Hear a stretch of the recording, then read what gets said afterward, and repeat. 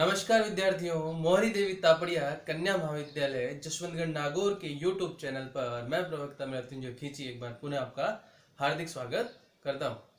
विद्यार्थियों, आज हम जो है वह वर्ल्ड हिस्ट्री या विश्व इतिहास का एक टॉपिक पढ़ते हैं जिसका नाम है पुनर्जागरण।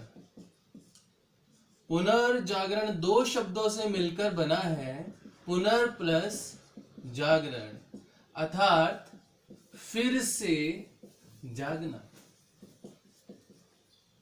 तो क्या यूरोप के लोग सोए हुए थे? उनको पुनः जागने की आवश्यकता क्यों पड़ी? तो हम ये देखेंगे कि 14वीं से 16वीं शताब्दी का जो समय है, उस समय के अंदर होने वाले, अगर हम इनको शब्दों में लिखें तो 14वीं से 16वीं शताब्दी के मध्य होने वाले बौद्धिक जागरण को पुनर्जागरण जो है वह कहते हैं। यह शब्द जो है वह इसके लिए एक शब्द रेनेसा भी काम में लेते हैं। ठीक है, रेनेसा या पुनर्जागरण जो है वह दोनों ही एक ही शब्द के पर्याय हैं। इसका अगर आप दूसरे शब्दों में मीनिंग देखेंगे तो इसका जो है मीनिंग नवयुग, अलग अलग रूपों में अगर देखते हैं तो नवयुग भी सही कहा जा रहा है। अगर हम देखेंगे तो बौद्धिक पुनर्जागरण भी सही कहा जा रहा है, या नया जन्म शब्द, नया जन्म, बौद्धिक पुनर्जागरण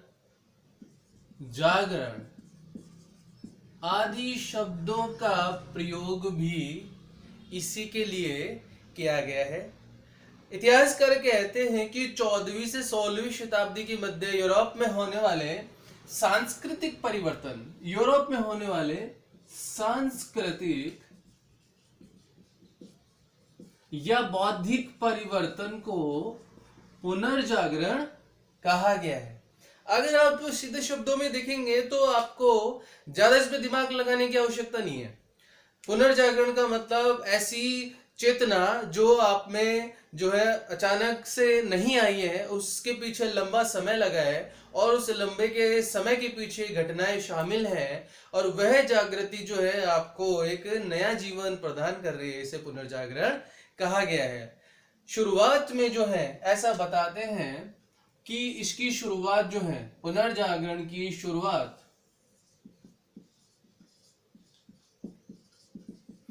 मानते हैं इटली से। इटली का एक शहर है जिसका नाम है फ्लोरेंस। फ्लोरेंस से इसकी शुरुआत मानते हैं और इस पुनर्जागरण जो है इसका हम प्रतिपादक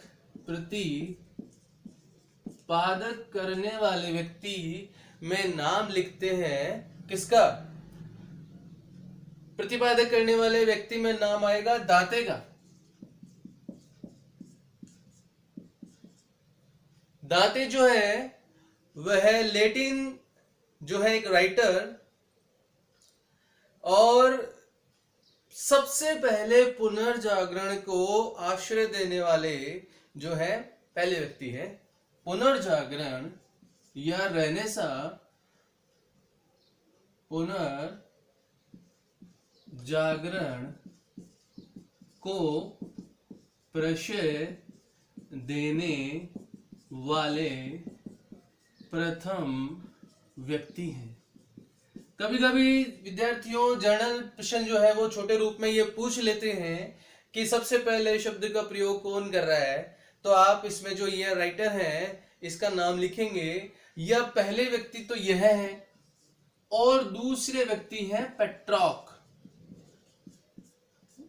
ठीक है, पेट्रोक जो है वह दूसरे व्यक्ति है इस शब्द का जो है वह इस्तेमाल कर रहे हैं। और पेट्रोक शब्द का इस व्यक्ति को हम जो है वो मानववाद के प्रतिपादक के रूप में भी जानते हैं कि मानववाद का प्रतिपादक या संस्थापक जो है, संस्थापक ये कौन है? पेट्रार्क माना जाता है। ठीक है, विशेष बात यह है कि दांते जो है यह है इटली के ही हैं और इटली के फ्लोरेंस शहर के ही हैं। ठीक है, तो इटली के फ्लोरेंस शहर से जहां से पुनर्जागरण की शुरुआत मानी जा रही है, उसका पहला प्रतिपादक व्यक्ति भी यहीं से ही है। ठीक है, आगे बढ़ते हैं। तो पहले सबसे पहले आपको इसका जो अर्थ है वह समझ में आना चाहिए। विद्यार्थी ये टॉपिक बहुत सरल है और आपको जो ये टॉपिक अगर आप 11th-12th में पढ़ते हैं हिस्ट्री में तो भी मिल जाएगा। अगर आप किसी जो है आपने ग्रेजुएशन में अगर हिस्ट्री ली है तो भी आपको ये जो है तृतीय वर्ष में विश्व इतिहास की पुस्तक में मिल जाएगा। अगर आप कंपटीशन एग्जाम में भी बैठते हैं तो ये आपको जो है वहां भी पढ़ने को मिलता है। तो यह बहुत इजी है, लेकिन यह एक ऐसा टॉपिक है जो कि एक समग्र रूप में विचारधारा है। ठीक है, जैसा हमने कहा कि नव युग, नया जन्म, बौद्धिक पुनर्जागरण तो किसी एक व्यक्ति से होने वाली वस्तु तो है नहीं। तो यह जो विचारधारा है, ये विचारधारा कहाँ से प्रतिपादित हो रही है? ये विचारधारा प्रतिपादित हो रही है इटली से। और इटली में भी कहाँ? मध्यम वर्ग में, जहां व्यापारी वर्ग जो कि अपना जिनका पेट भरा हुआ है, अर्थात जो संपन्न व्यक्ति है, और संपन्न व्यक्ति जो है अपने बौद्धिक जागरण के लिए जो चल रही तत्कालीन समय में चल रही जो विचारधारा है, जो विचारधारा चर्च की विचारधारा है, वह विचारधारा क्या है कि अगर आपने चर्च या यूरोप के जो धर्म है उस धर्म को यथावत रूप में स्वीकार नहीं किया है और उसके अंदर आपने जो है परिवर्तन करना चाहा या उसके अंदर अपना तर्क समाविष्ट करना चाहा, तो यह जो है वो आपके चर्च विरोधी प्रतिक्रियाओं में शामिल किया जाएगा। तो इसीलिए जो है इस विचारधारा को के विरुद्ध कि जो धर्म के अंदर जो रीति रिवाज है या धर्म की पुरानी जो विचारधारा है, उस विचारधारा के अंदर नई विचारधारा समाविष्ट करना पुनर्जागरण कहलाता है। अगर हम सीधे शब्दों में देखें तो मानव जीवन के प्रति मनुष्य के नवीन दृष्टिकोण को, ठीक है, अगर इसकी अलग परिभाषा भी देखते हैं तो मानव जीवन के प्रति मनुष्य के नवीन दृष्टिकोण को पुनर्जागरण कहा गया है। ठीक है, तो सीधे शब्दों में अगर बात करते हैं तो इसका अर्थ का जो प्रयोग है वह यूनान और रोम की प्राचीन सभ्यता के ज्ञान और विज्ञान के प्रति पैदा हुई रुचि के लिए है। ठीक है, और पुनर्जागरण जो है हम ये कहेंगे कि दाते प्राचीन लेटिन जो है वह भाषा को छोड़कर इटली भाषा जिसको हम टस्कन भाषा कहेंगे उसमें डिवाइन कॉमेडी एक काव्य लिख रहे हैं। ठीक है, तो यह जो है जिसका नाम हम यहाँ पे लिख चुके हैं, एक पुस्तक डिवाइन कॉमेडी।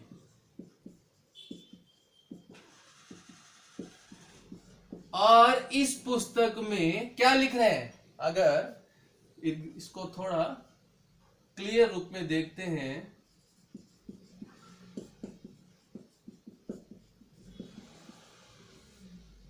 इस पुस्तक में क्या लिख रहे हैं?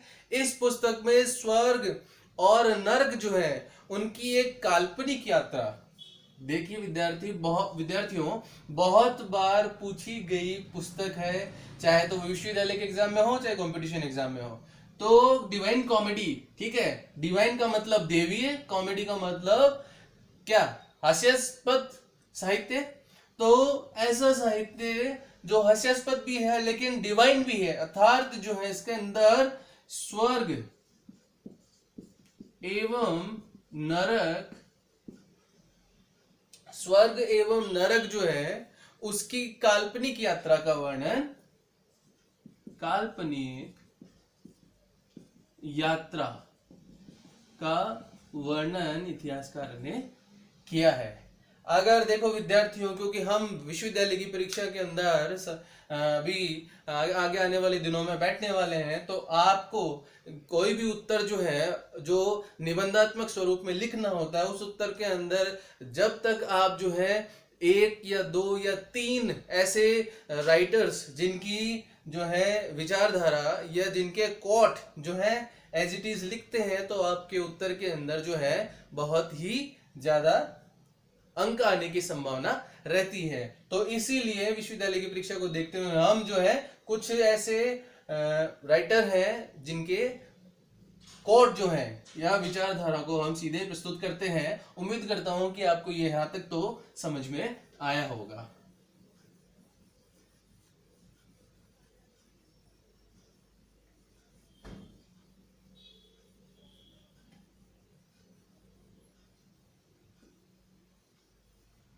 अब बात करते हैं एक राइटर जिनका नाम मैं लिखूंगा प्रोफेसर जॉनसन टॉमसन।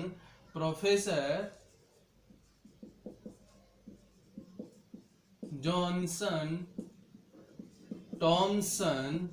और ये क्या बता रहे हैं, इन्होंने कहा है कि 14वीं शताब्दी में इटली की कला और ज्ञान के क्षेत्र में होने वाले नव जागरण हेतु प्रयुक्त शब्द 14वीं सदी में, 14वीं सदी में कहा, इटली में। और इटली में क्या, इटली में जो है वो कला और ज्ञान के क्षेत्र में जो होने वाला नव जागरण है, कला एवं ज्ञान के क्षेत्र में होने वाला नव जागरण, ठीक है, इसको पुनर्जागरण कहा है। तो यहां से आप जो है रेनेसा या पुनर्जागरण की परिभाषाएं लिखते चलिएगा। एक ऐसे राइटर हैं जिनका नाम है प्रोफेसर ल्यूकस। प्रोफेसर ल्यूकस ये क्या कह रहे हैं, कह रहे हैं कि रेनेसा शब्द का अर्थ है इटली के उन सांस्कृतिक परिवर्तनों से जो 14वीं शताब्दी से लेकर लगभग 1614 या 17वीं शताब्दी में के पूर्वार्ध तक यूरोप में फैले। तो 14वीं से लेकर 16वीं या 17वीं शताब्दी या समय लिखूंगा 1614 ईस्वी के मध्य यूरोप में जो फैला है वह सांस्कृतिक परिवर्तन इटली में होने वाला सांस्कृतिक परिवर्तन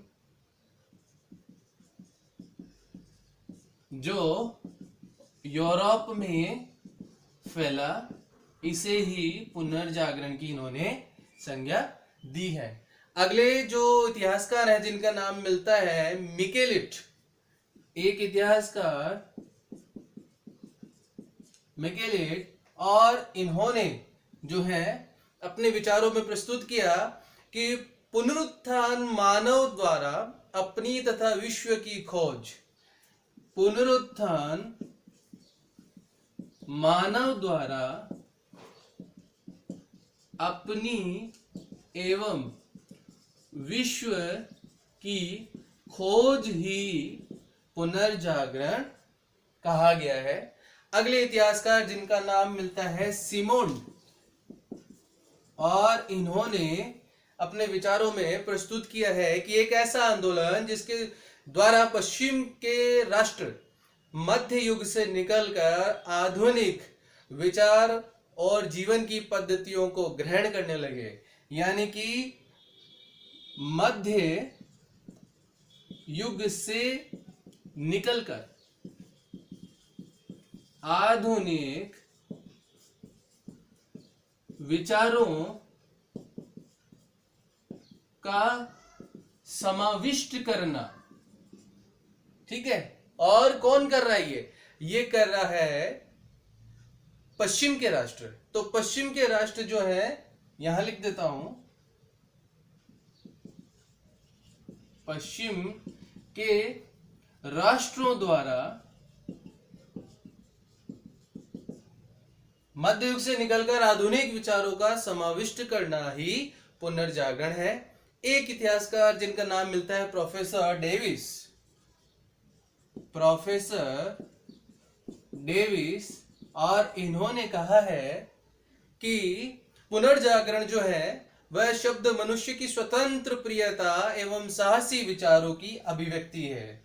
मनुष्य की स्वतंत्र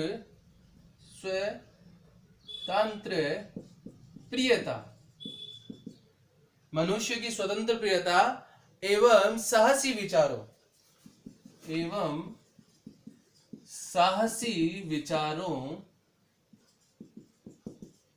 की अभिव्यक्ति, यानी अपने विचारों को स्वतंत्र रूप में प्रकट करना ही पुनर्जागरण कहा गया है। तो हम इन विचारकों के विचार अगर लिखते हैं तो हमें जो है वो सारभूम या मूलभूत रूप में एक परिभाषा निकल कर आती है कि मध्य युग और आधुनिक युग के बीच में अगर कोई सेतु का काम कर रहा है, तो अगर मध्य युग और आधुनिक युग के बीच में जो सेतु है, ये सेतु ही पुनर्जागरण कहा गया है। विद्यार्थियों, उम्मीद करता हूं आपको ये परिभाषाएं जो है वो क्लियर समझ में आई होगी, और अगर इन परिभाषाओं को हम एक सार रूप में देखते हैं तो आप उस परिभाषा को याद कर लीजिए और उस परिभाषा में जो है वह सभी चीजें समाविष्ट हो जाएंगी कि मध्ययुगीन अंधविश्वासों, मध्य युग और मध्य युग के अंदर जो अंधविश्वास है, मध्य युग के अंदर जो अंधविश्वास हैं, इन अंधविश्वासों, रूढ़ियों और चर्च और धर्मशास्त्र के बंधन, अंधविश्वास, रूढ़िवादिता, चर्च एवं धर्म शास्त्र की बातें या जो है बंधन, विचार और उन विचारों के अंदर स्वतंत्र चिंतन, ठीक है, अपने व्यक्तित्व का विकास करने का अवसर प्रदान करना ही पुनर्जागरण है। मध्य युग के अंदर जो अंधविश्वास है, रूढ़िवादिता है, चर्च है या धर्मशास्त्र के जो बंधन है, इनमें परिवर्तन, सीधे शब्दों में अगर बात करते हैं, परिवर्तन या स्वतंत्र चिंतन, परिवर्तन या स्वतंत्र चिंतन जो यूनान में या रोम में हुआ है और उससे जो नवीन संस्कृति बनी है, इसको पुनर्जागरण कहा गया है। तो उम्मीद करता हूं आपको जो है इसका अर्थ समझ में आ गया होगा। इस अर्थ के बाद में कि ये पुनर्जागरण की आवश्यकता क्यों हुई या पुनर्जागरण जो है वो किस कारण से यूरोप के अंदर आया है, इसको आगे पढ़ते हैं। ठीक है।